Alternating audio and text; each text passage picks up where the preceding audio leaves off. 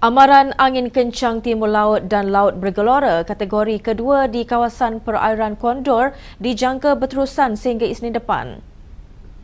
Jabatan Meteorologi Malaysia menyatakan angin kencang berkelajuan 50 hingga 60 km sejam dengan ketinggian ombak sehingga 4.5 meter itu berbahaya kepada semua aktiviti laut. Sementara angin kencang Timur Laut 40 hingga 50 km sejam dan ombak 3.5 meter pula dijangka berterusan sehingga Rabu depan di perairan Reef North, Layang-Layang dan Palawan.